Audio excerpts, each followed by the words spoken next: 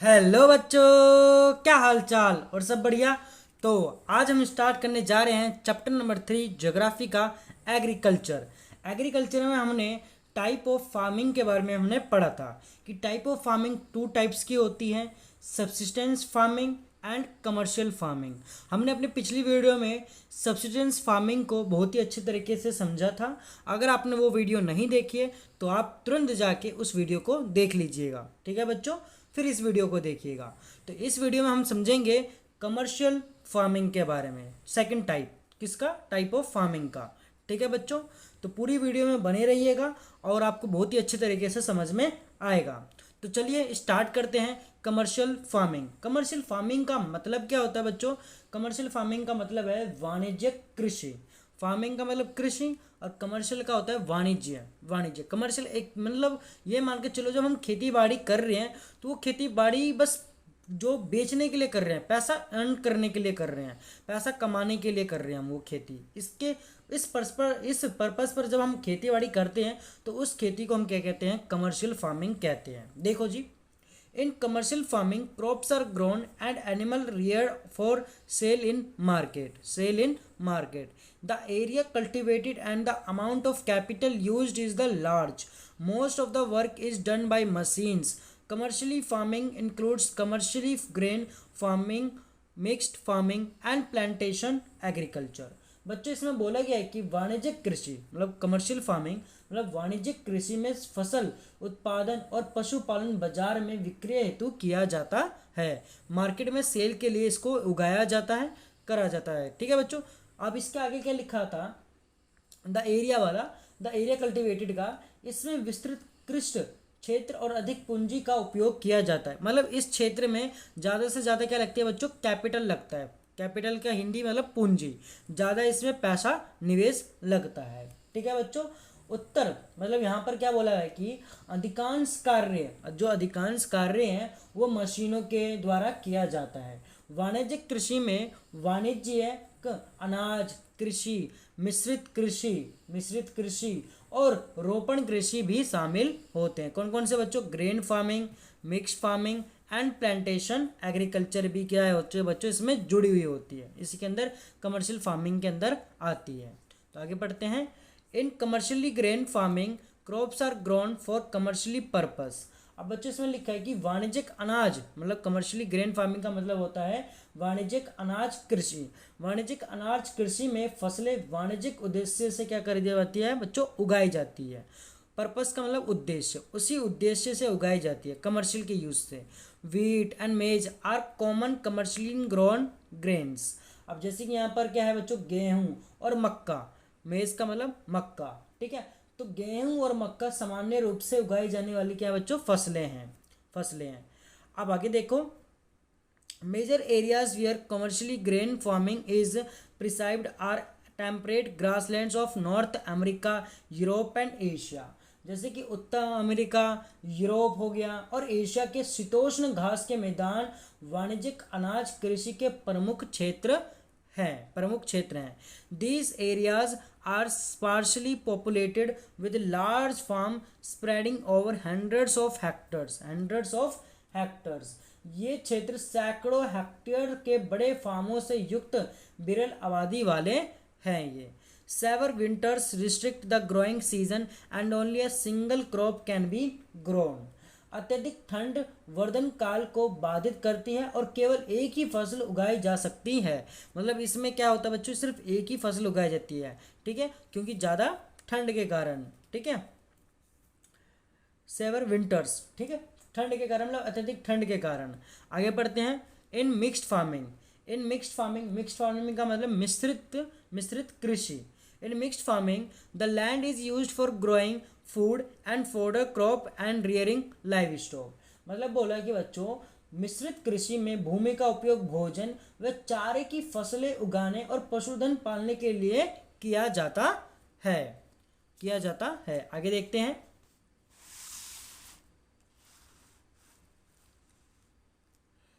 It is a practice in Europe, Eastern USA, Argentina, Southeast Australia, New Zealand and South Africa।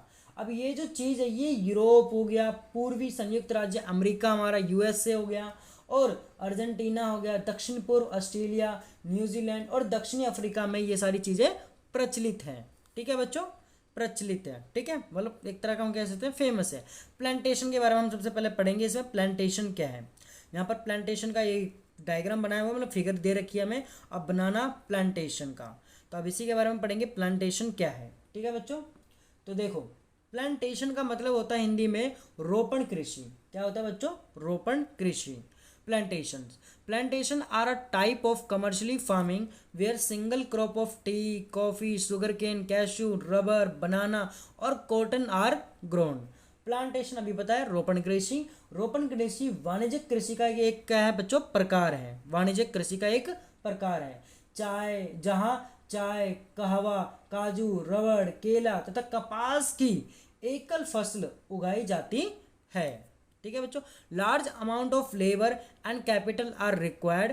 The produce may be processed on the farm itself और in the nearby factories और nearby the factories. इसमें बृहद पैमाने पर श्रम और पूंजी की आवश्यकता होती है। मतलब इसमें ज़्यादा बच्चों क्या लगता है, कैपिटल और लेबर भी लगता है। तो कैपिटल लगता है और एक लेबर भी इसमें लगता है। ठीक है बच्चों, उत्पाद का प्रसंस्करण खेतों पर ही या निकट के कारखानों में किया जा सकता है।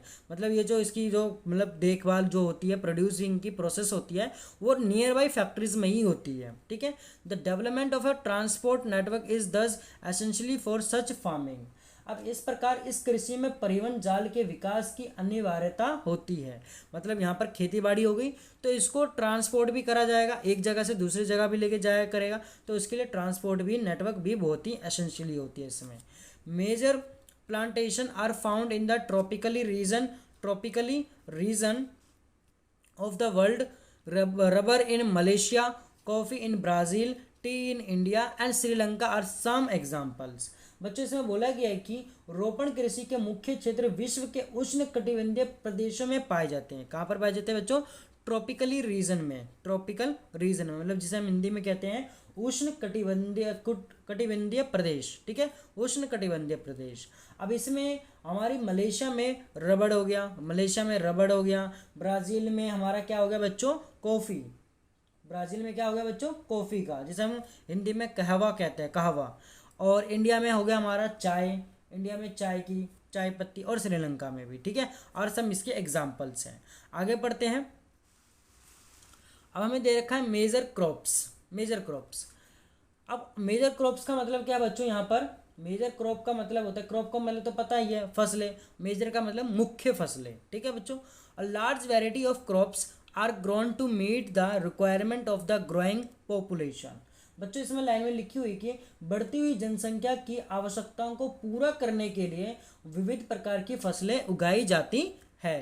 Crops also supply raw material for agro based industry, for agro based industry.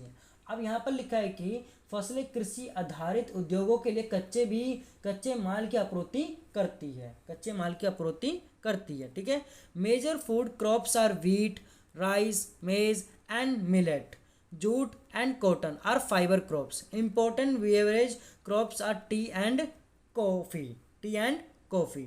अब बच्चों इसमें बोला गया है कि जैसे कि गेहूं, चावल, मक्का, बाजरा और मुख्य खाद्य फसलें हैं। जूट और कपास रेशेदार फाइबर क्रॉप्स, जैसे हम फाइबर क्रॉप्स कहते हैं, रेशेदार फसलें हैं।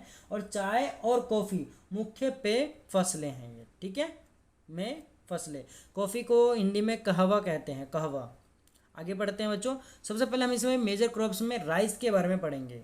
राइस, राइस मतलब क्या होता है बच्चों, चावल। Rice is the major food crop of the world. अब ये विश्व की मुख्य खाद्य फसल है। ये कौन सी बच्चों, राइस, चावल। It is the staple diet of the tropical and सब ट्रॉपिकल रीजन। यह उष्ण कटिबंधीय और उपोष्ण कटिबंधीय प्रदेशों का मुख्य क्या है बच्चों, आहार है। यही ज़्यादातर जो पॉपुलेशन की जो इंडिया है, इंडिया की पॉपुलेशन भी हो गई। और ये ट्रॉपिकल और सब ट्रॉपिकल जो रीजन के जो वहाँ के लोग हैं वो ज़्यादातर क्या खाते हैं बच्चों, राइस खाते हैं। Rice needs high temperature, high humidity and rainfall.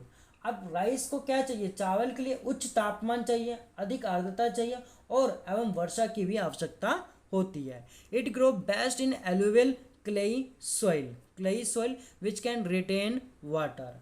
ये जो फसल है, ये फसल चीका युक्त मतलब एलुवियल क्ले सॉइल, मतलब जो क्ले सॉइल होती है ना बच्चों, चिकनी मिट्टी जैसी, उसमें उसमें मतलब जलोढ़ मृदा जिसमें जल रोकने की क्षमता हो, वो वह सर्वोत्तम ढंग से उसमें बढ़ती है। ठीक है बच्चों, जिसमें मतलब जैसे कि जो जलोढ़ मृदा होती है, उपजाऊ मिट्टी जिसमें पानी रोकने की क्षमता होती है, उसमें उसमें यहाँ पर लिखा है वो रिटेन वाटर, जिसमें पानी रोकने की क्षमता होती है, उसमें ज़्यादातर ये उगाई जाती है। China leads in the production of rice followed by India, Japan, Sri Lanka and Egypt. यहाँ पर बोला गया कि चीन चावल उत्पादन में अग्रणी है, मतलब जो ज़्यादा जो पॉपुलेशन मतलब ज़्यादा जो प्रोडक्शन होता है चावल का, वो कहाँ होता है बच्चों, चीन में होता है। ठीक है, अब चीन में होता है। इसके बाद क्रमशः भारत, जापान, श्रीलंका और मिस्र में, जापान, श्रीलंका एंड इजिप्ट, जिसे हम हिंदी में मिस्र कहते हैं, इन सब में भी चाय का प्रोडक्शन होता है। मतलब चाय कह रहा हूँ, चावल की प्रोडक्शन होती है। ठीक है बच्चों, चावल की प्रोडक्शन होती है, चाय मतलब जो चावल है उसका प्रोडक्शन होता है, और वो इन जगहों पर ज़्यादा उगाया जाता है। कौन कौन सी जगहों पर बच्चों, सबसे ज़्यादा कहाँ पर उगाया जाता है चावल, चीन में, फिर उसके बाद इंडिया, फिर जापान, फिर श्रीलंका, फिर इजिप्ट में। In favourable climatic conditions as in West Bengal and Bangladesh, 2 to 3 crops are grow in a year. अब बच्चों इस लाइन में बोला गया कि अनुकूल जलवायु दिशाओं जैसे कि पश्चिम बंगाल और बांग्लादेश में एक वर्ष में 2 से 3 फसलें उगाई जाती है। एक ही साल में 2 या 3 फसलें उगाई जाती है। ठीक है बच्चों, तो आगे पढ़ते हैं वीट के बारे में। वीट, अब वीट क्या होता है, वीट मतलब क्या होता है बच्चों, गेहूं, जो हम रोज खाते हैं हमारे दिनचर्या में। Wheat requires moderate temperature and rainfall during growing season and bright sunshine at the time of harvest. Wheat मतलब गेहूं के वर्धन काल में माध्यम तापमान एवं वर्षा और शस्य कर्तन के समय तेज धूप की आवश्यकता होती है। जब फसल की कटाई होती है तो उस समय बहुत तेज की धूप की जरूरत पड़ती है। ठीक है बच्चों, और रेनफॉल भी होना चाहिए ग्रोइंग सीजन के लिए, मतलब जो वीट है उसको बड़ा होने के लिए। ठीक है बच्चों, और मॉडरेट टेम्परेचर भी होना चाहिए। It thrives best in well drained loamy soil. Wheat is growing extensively in USA, Canada, Argentina, Russia, Ukraine, Australia and India. It is a grown in winter.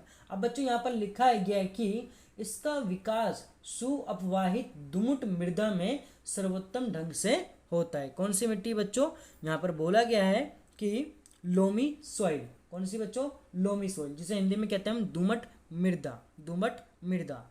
ठीक है बच्चों, दुमट मृदा। गेहूं संयुक्त राज्य अमेरिका, कनाडा, अर्जेंटीना, रूस, यूक्रेन, ऑस्ट्रेलिया और भारत में विस्तृत रूप से उगाया जाता है। किसको बच्चों, गेहूं को। भारत में ये शीत ऋतु में उगाया जाता है। कब उगाया जाता है बच्चों, शीत ऋतु में, मतलब ठंड के मौसम में। ठीक है, अब मिलेट को पढ़ते हैं। मिलेट्स क्या है, मिलेट मतलब ये they are also known as coarse grain and can be grown on less fertile and sandy soil. Millet क्या है, ये मोटे अनाज के रूप में भी जाने जाते हैं। ये मोटे जो अनाज होते हैं, जैसे कि मान के चलो बाजरा, ठीक है, बाजरा हो गया, ये मोटे अनाज होते हैं। ठीक है बच्चों, मोटे अनाज हो गए, और कम उपजाऊ तथा बलुई मृदा में उगाई जा सकती है। इसको लेस फर्टाइल में और सैंडी सॉइल में इसे उगाया जा सकता है। It is a hardy crop that needs low rainfall and high to moderate temperature and adequate rainfall. मतलब बच्चों यहाँ पर बोला गया है कि ये ऐसी फसल है जिसे कम वर्षा और उच्च से माध्यम तापमान तथा पर्याप्त सूर्य प्रकाश की आवश्यकता होती है। ठीक है बच्चों, प्रकाश की आवश्यकता होती है। ज्वार, बाजरा, रागी आर ग्रोन इन इंडिया। जैसे कि ज्वार हो गया, बाजरा हो गया और रागी हो गए, ये भारत में उगाए जाते हैं। Other countries are Nigeria, China and Niger. जैसे कि नाइजीरिया, चीन हो गया और नाइजर इसके अन्य उत्पादक देश हैं। ठीक है बच्चों, आई होप आपको मेजर क्रॉप्स में राइस, व्हीट और मिलेट्स के बारे में अच्छे से समझ में आ गया होगा। हम अगली वीडियो में मेज, कॉटन, जूट, कॉफ़ी, टी के बारे में समझेंगे। ठीक है बच्चों, आज की वीडियो के लिए बस इतना ही रहने देते हैं, वरना अगर हम आगे पढ़ाएंगे तो थोड़ी सी लंबी वीडियो बन जाएगी, इसीलिए हम यहाँ पर रोकते हैं इसको। ठीक है बच्चों, अगली वीडियो में मेज, कॉटन को अच्छे से समझेंगे और इस चैनल पर बने रहिएगा। चैनल को सब्सक्राइब कर देना और अपने दोस्तों को भी ज़रूर शेयर कर देना। और आपको कैसा लग रहा है इस चैनल से पढ़ने से, तो वो फीडबैक भी ज़रूर देना। ठीक है बच्चों, आपका इंतज़ार रहेगा, फीडबैक ज़रूर देना। ठीक है बच्चों, तो मिलते हैं अगली वीडियो में। इस वीडियो में बस इतना ही, धन्यवाद।